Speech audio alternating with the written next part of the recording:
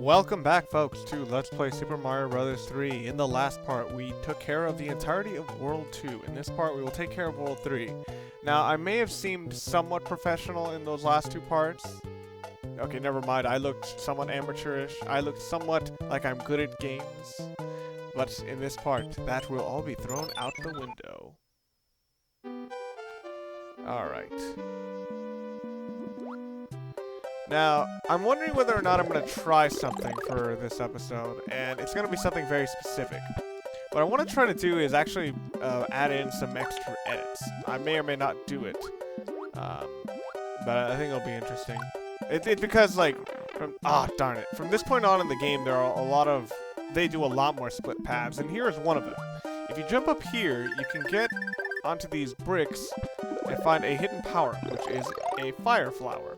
And if you go over here, you can just jump off and you will have skipped a great portion of the game. But because I know I'm not going to edit this because I forgot to save state it in the beginning, I'm just going to come down here and show you the other path. And you find this little flower thing, which I don't believe ever shows up again in any Mario game, but something that looks very similar to it actually shows up in Super Mario World. But they're only on land, and I don't believe I've ever seen one in the water. Or at least in Super Mario World. So yes, and now we are introduced to pipes with pressure. And these pressure pipes, well, they'll just stop you from doing things. And you can see right there what's dangerous about trying to get power-ups while an enemy is beneath you. You will just slam right underneath onto them. Alright. Here's the return of bloopers. They are still pink, even though later iterations make them black and white. But I believe this is to more accurately depict what they looked like in the original games, which was pink. But eventually they did turn them into black and white. I don't know what was the first game that turned them into black and white, but the first game I remember them being black and white is actually Super Mario Brothers. Actually, no, Super Mario RPG. I may be incorrect in that, but that's what I remember it. Anyway, come up here, collect all these coins, and you get a nice one-up, which I almost missed. Anyway, notice here a pipe with air in it. Yeah. The reason there's air in it is so that make sure no one can just come up here without having to cross the very dangerous thing of fire spitting. Anyway, go through that level, and get this little card. And you got a mushroom. Nice. Alright. Now, I can't remember whether this was the mission that killed me the most. I remember 2 and 3 were brutal on me when I was younger. And a reason I believe for that was some kind of fish creature, but I shall save state for now. And no, I'm not gonna load save states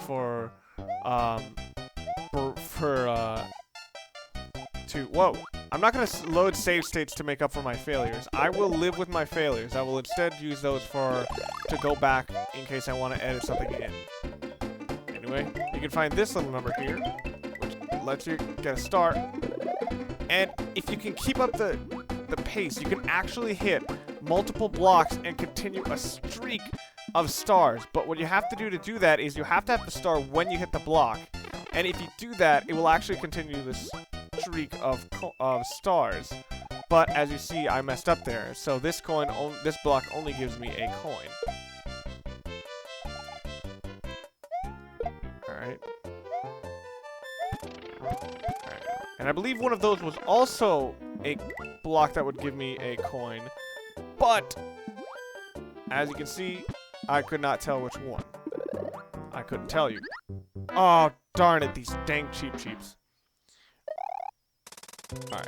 And as I said, I will not be abusing save states. Even though I could come back up to that level with lives, I will not. Oh, gosh darn. Alright. So yes, there are a bunch of red herring coin blocks as well. And it's tricky to stay on this platform because of, well, water, everything in general. Fuck! No, dang it. And yeah, it looks like that's the last one. Or seemingly the last one. It may be possible to actually continue it.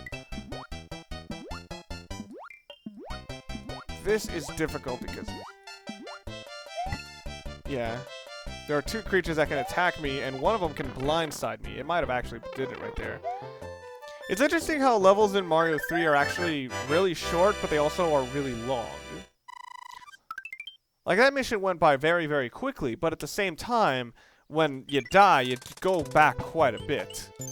It's an interesting, you know, statement where it's like, if it had checkpoints, the levels would be too short. If it didn't have checkpoints, it would be too, they now feel too long. And now we're introduced to the frog suit. The suits in this game are a little weird because it's so hard to get them that you never want to lose them. It's almost, it actually kind of reminds me so much of my mentality when I play, horror games where they're so rare that you kind of keep them precious to you and you don't waste them on little things.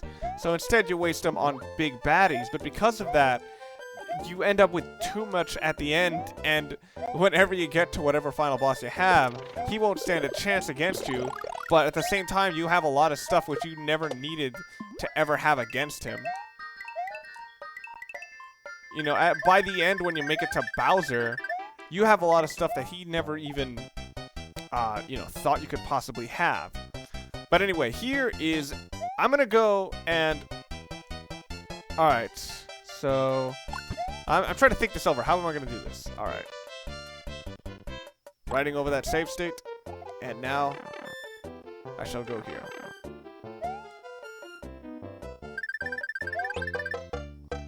Yay. And that's the level. But that's not everything that was in the level. Ah, but before we go backwards, back into the level... I shall flip over any 2 cards and see if they match. Miss twice and whatever. I have completely forgotten anything I may have already jotted down, so... Oh my god, lucky guess. So yes. I'm on pure luck here. I'm blind and wow, I got lucky. And... oh my goodness gracious mercy my... why didn't I guess that, actually? Back to the area that I temporarily stopped at. If you go to the right of the exit pipe that will take you to the finale area, you will see a floating block which you can get a 1-up from. However, you will only get 1-up, and the entire time you will be chased by a giant Cheep that can still kill you in 1 hit. I decided not to go through with it because I thought it was not worth the risk. Anyway, now on to the next castle of this little mission here. Whoa. Yes. We got the waffle cones. Deadly waffle cones. Alright, and I believe this level is the one that introduces the giant pit of water. Yes, it does. What this is that above the entire level are a bunch of pipes. Now, I'm sorry, throughout the level there are a bunch of doors, and you will actually have to go through them and see if you'll go to the exit, or if you'll just fall in this pit of water. Now, you'd think the frog suit would be easier to, you know, swim around here, but the problem with the frog suit is that it doesn't work on land very well. Like, you can pretty much only jump. There is no run option with the frog suit. You're pretty much just hop everywhere. And why can't I get out of the water? And because of that, it's actually really impractical for anything but, like, the most hardcore of water levels. So yes, here we have Thwomp. It's a bit tricky to remember where to go, but I always have a general idea where to go. And boos in this game are a lot faster than they are in Super Mario World. Alright, is it this one? Nope! And I don't believe you can count doors because it seems as if the doors are completely random. Or at least that's an observation of mine. It's been quite some time, so you can understand me not necessarily having the best of memories when it comes to this stage. Especially when the last time I beat it, it was actually the NES version and not the All-Stars version. So any visual cues which might have aided me are now gone. And I'm getting the wrong ones. Wunderbar. And this will also have the problem that Super Mario Brothers 1 had on me, where you start to run out of time. But I do know that you're supposed to go at least past the first 2 thwomps. I know that as much. Or do I? I guess I'll find out.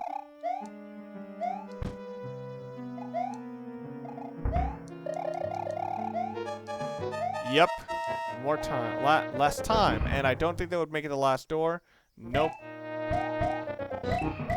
So yes, I'm running quite low on time, and I'm wasting far too much of it just to gain coins. But when has impending doom ever stopped me from wasting time? There, being that I know those 2 doors, okay, so I was completely incorrect. And yes, here it is. Alright. So it's the door before the second thwomp. So yes, this guy is quite simple, as I've already dispatched, and he may grow wings, which will allow him to fly all over the place, but that doesn't matter a bit. I probably should have stayed there.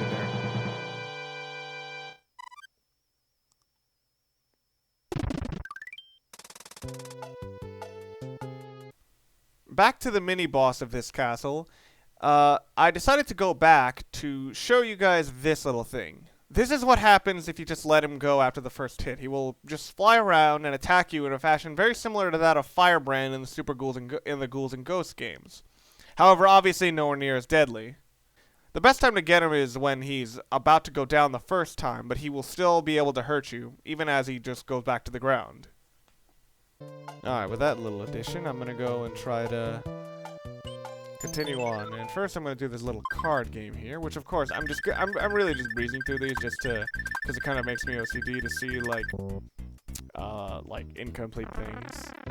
But then again, there are certain things that just don't ring my bells. For example, I'm not gonna freaking waste a hammer just to go through the bottom areas. So anyway, my old nemesis, the Hammer Brothers, have come back, but once again, they are much weaker in this version than they were in Super Mario Brothers 1. And yes, even in like levels where there are multiple Hammer Brothers, or I should say a set of Hammer Brothers, you can still find hidden power-ups. In addition to the hammer, which I don't believe I will use in this level. So yes, if you're wondering where this pipe takes you, will actually take you, I believe, back to the... oh no, it takes you to a checkpoint later on. This is one of the checkpoints later in the game, because there are actually 2 mini castles in this level. And that is one of the checkpoints, and this is the other one. This one takes you back to the pipe at the very beginning. Just needed to demonstrate that. It's easier just to go around. I don't think I will game over, but I've heard of crazier things. Anyway, on to level 4. So anyway, let's start.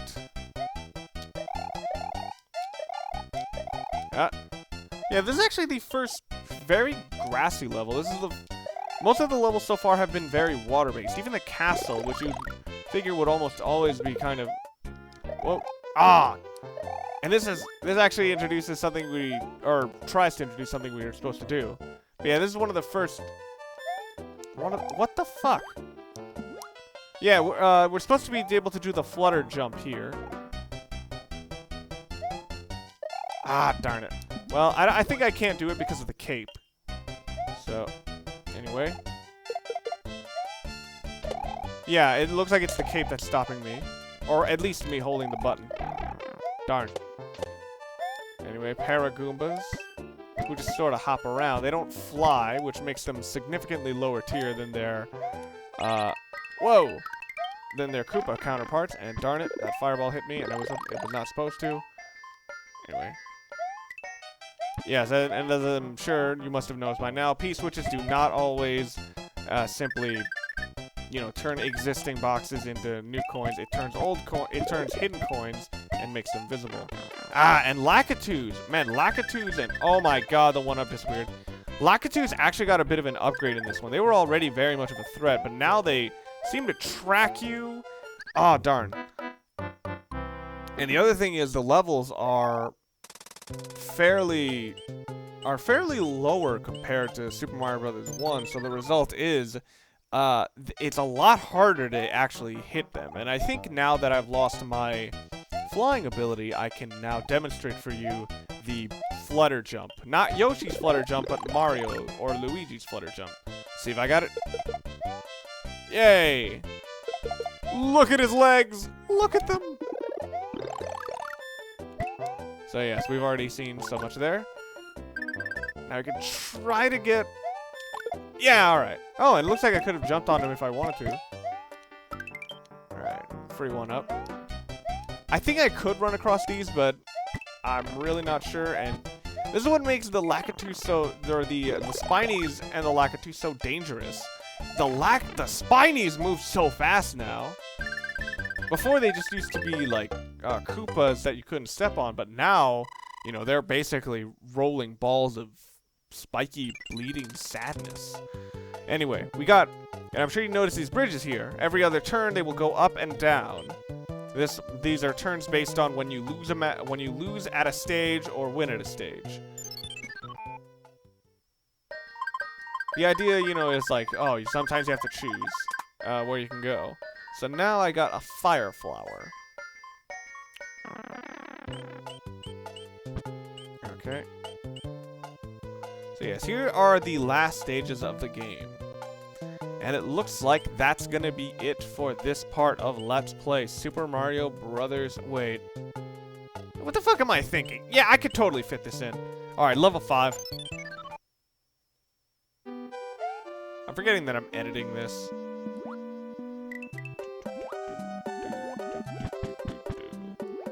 Alright. I believe there is actually a very, very difficult hidden secret here.